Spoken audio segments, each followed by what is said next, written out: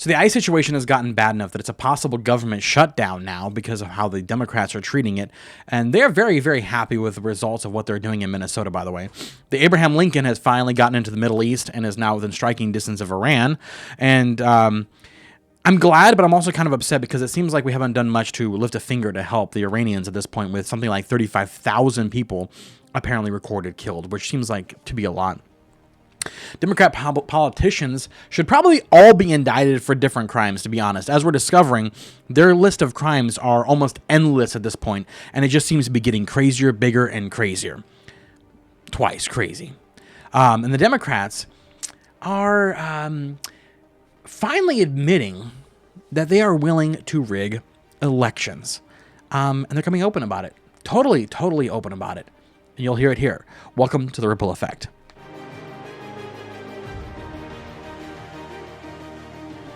So first off, the Abraham Lincoln is off the coast of Middle East as far as they know, and even though it's within striking distance of Iran, I don't think that Iran is within striking distance of it, or vice versa. In other words, it can hit Iran, but Iran cannot hit the Abraham Lincoln. Apparently, their missiles don't go that far as the where the Abraham Lincoln is positioned. There's a lot of people that were really worried about. Not worried about it, but almost gleeful, thinking that the aircraft carrier was going to be sunk, and that it was going to be the first aircraft carrier sunk like that. And nonsense. It was never going to happen. Never going to happen. And the reason why is because we're prepared for this kind of stuff, and the Iranians are not. Now, the sad part is that after Trump said everything that he did about the Iranians and saying, stand on the streets, we stand with you, and all that kind of stuff, for him to not actually act is one of the greatest sins yet, because all of those people that are sacrificing their lives and giving their lives for freedom, knowing they have no hope against their politicians and the party at play right now, because they have tanks and guns and everything else. And when we offer help and then do absolutely nothing and allow Iran to cross one red line after another, I don't care if Trump strikes tonight. I don't care if he strikes tomorrow night, and everyone just forgets that this ever happened. I won't forget the fact that there was this many people that died. We had air bases in the area. We very easily could have taken out the IRGC, or at least strategically have taken out the IRGC to allow the people that have just now died to have taken over their own country. Kind of how we did a little bit in Venezuela. Now, the ICE situation has gotten to be so crazy that I didn't know this, and somehow I lost track because it seemed to be such a thing for such a long time that there was going to be a government shutdown. I did not realize we're due for another government shutdown, guys. Wow, time flies when you're having fun. Man. But the Democrats, I guess there's like 100 of them have gotten together so far and said that they will not vote for any kind of renewed resolution, or what do they call it, the continuing resolution, unless ICE and DHS is defunded or the reduction of monies is reduced. I don't remember how much they said, but basically they're upset. Let's just put it that way with what ICE is doing. And I'll get into why in a second. But unfortunately for them, I personally think that ICE isn't going far enough. I don't think it'll ever be far enough until every single illegal alien that is in our country that has broken our rules is still here. Until they're gone, it's not gone far enough. Until they are gone, it's not gone far enough. I used to have a much nicer approach to this. I used to have a much more nuanced approach to this. And I know people that I've known, really good people that are illegal. And by good, I mean as in like, now they're good, right? So they just broke the law, But here's the point. And this is the main point. The result of them being here is the problem. Because they don't just come here and say, well, we broke the law, but now we're going to be really great people and work really hard. No, they always vote Democratic. They always vote to destroy our country. They always vote against the morals and ethics of our country and our Christian beliefs. And they destroy everything we stand on. That's the lineage and heritage of this illegal immigration. And after we get rid of all of them, then the border needs to be shut so they can't get in. And what's funny is the 8th Circuit Court of Appeals agrees with ICE. The 8th Circuit Court of Appeals has actually unblocked some of the blocks that some of the judges had made against ICE and their aggressive tactics, saying, yes, all of this is legal. So all of this is legal, yet we're having big explosions in the street. Why are we having big explosions in the street? Is it because of ICE doing their job, which the 8th Circuit Court is saying is legal, and everyone knows is legal? If anyone with a brain knows is legal, or is it because of the insurrectionists? And I'm not calling them protesters anymore. They're insurrectionists. They're insurrectionists against us as a people, and they're insurrectionists as us as a country. Because when you decide that you want to go against the laws of our country and destroy it and rip it down and prevent the government from doing what they should be doing, and there's a big difference. Don't even get me started on the difference between this and COVID. COVID is an overstepping of government where they had no right to be involved in. It is, in fact, illegal for all the stuff that they were doing. This is just the government enforcing the laws that are on the books that we have had as a country since the beginning of time. And it makes sense to have sovereignty over your nation. Every nation wants that. Every nation wants that. Mexico wants that. And in fact, will enforce theirs. So I don't even want to hear that. This is an insurrection. And if you're an American citizen and you're performing in an insurrection in our country, you should be punished as an insurrectionist. And over with. Done. Get it over with. Now, the Democrats cannot help themselves but constantly expose themselves for all the crimes that they are doing. And it's getting crazy. I mean, from the looks of every politician in Minnesota, they should all be going to jail. We should just round them all up, lock them in jail, because I almost guarantee you every single last one of them has done enough things to throw them in jail. Starting with the top, with Walz. And he's got such a bad situation there that he's having to step down because he knows how bad it is. He's being investigated. And honestly, there's more than just him. Ilhan Omar is getting investigated.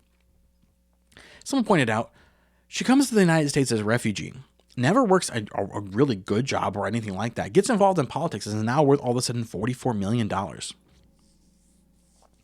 pretty impressive, isn't it?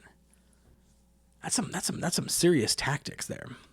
And I saw this. I thought it was a funny guy was on online. He does like little joke ones, and he goes, if people that are in sports are not allowed to bet against sports or about sports that they are involved in and can sway the results of the game, why do we allow politicians to gain profits from companies that they oversee?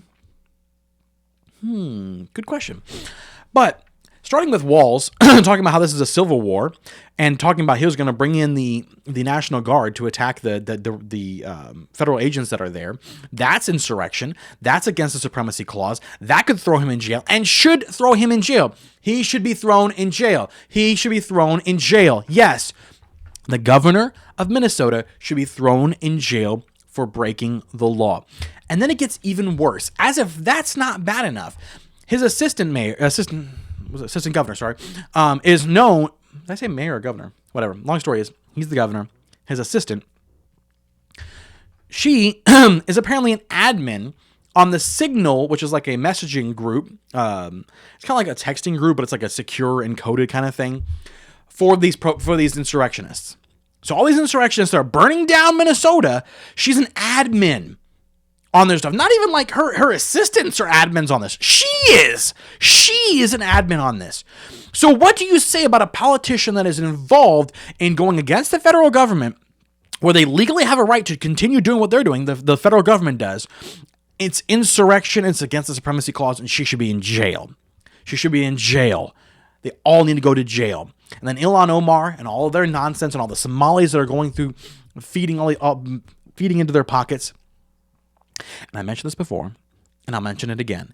It amazes me that all of a sudden, after the USAID scandal was discovered and a lot of funding was cut, it amazes me that after all of that, many Democrats were not able to meet their fundraising budgets for the first time in a very long time.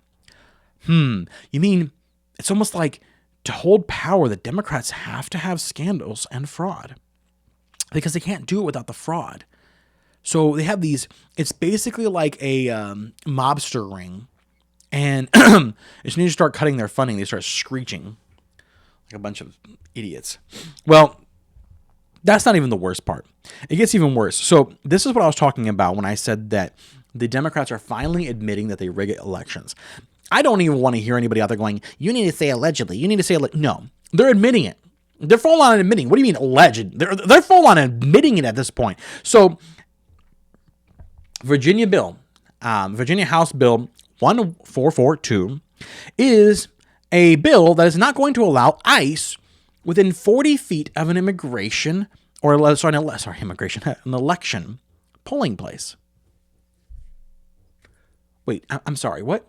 So, okay, let me get it straight. So we have an election, and ICE, who deals with illegal aliens who are not allowed to vote are not allowed within 40 feet of an election polling place?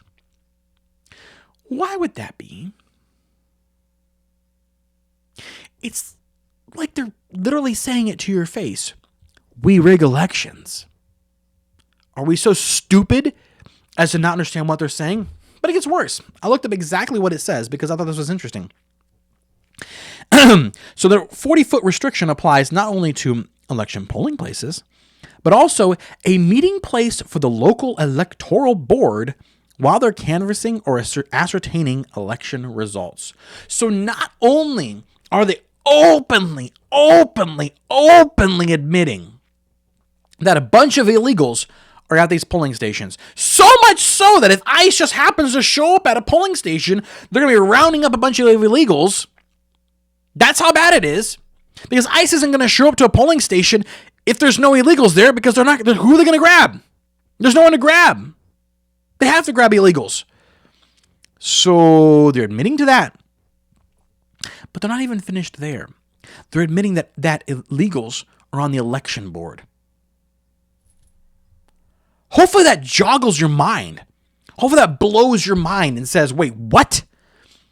They're admitting, freely, openly admitting to having illegals on the election board. And it goes even worse. And locations where an election recount is being conducted. Okay, so they've admitted. So they've admitted to having illegals at and voting. They've admitted that illegals are part of the election boards, but they're also admitting that the illegals are certifying your election. Wow, guys, I wonder why Trump didn't win 2020, supposedly. Maybe it's because of all the illegals that are handling all of our stuff. So, one, they're voting, which is totally illegal, and everyone who's supporting that should lose their citizenship for treason and be thrown in Guantanamo. 100% believe that one. If you're supporting illegal aliens voting, you should be citizenship revoked and thrown in Guantanamo for treason. It's exactly what that is. You are insurrecting in our country and destroying our country from within. That is treason. Now, that's not even bad enough. The ones overseeing it, and I wondered how they had so much control over how the wording was done. We're here in California, and they had the whole Prop 50 thing happen.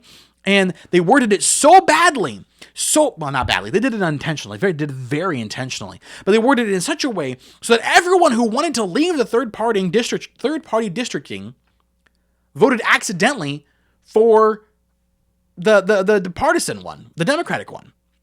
And when polled, 80% of people who had voted yes on the bill, you should have voted no, but if you voted yes on the bill, 80% of them said that they wanted the independent party, the third party districting company to stay. Meaning they had tricked, and I'm so disgusted and irritated with politicians, specifically Democrats, who twist everything to get people that are just don't understand what they're reading. And tricking probably some nice grandmas who have no idea what's going on and are not wanting all this garbage into voting for this crap. They need to go to jail. Guantanamo. Get rid of them. They're not American citizens. You're gonna destroy America through illegal means like that. You should be filed for treason and be thrown in Guantanamo. And guess what? If ICE actually did all of their job, I wouldn't be worried about the midterms.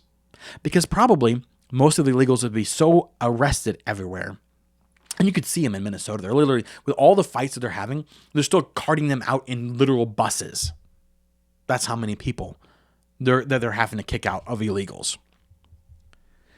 But these people are also the ones certifying your election. So when you vote, think about that. The people that get to see it and count it, they could be illegal. And if they're willing to be illegal and be in this country illegally, and they're willing to vote illegally, because I'm guarantee you they do that too, and they're willing to be on the election committee and certifying it, tell me that they're scrupulous enough not to do something untoward with your ballot. So ask yourself as we go into the midterms, is your ballot safe? I doubt it. That's the state of the country that we're in right now. We are in a war, and we need to deal with as people. and get rid of them, both the illegals and the Democratic politicians that are breaking our laws. If you can find a Democrat politician who's not, they can stay. Hopefully you can find one, but it'd be kind of hard to find. Thank you so much for watching The Ripple Effect. Please like, comment, and subscribe.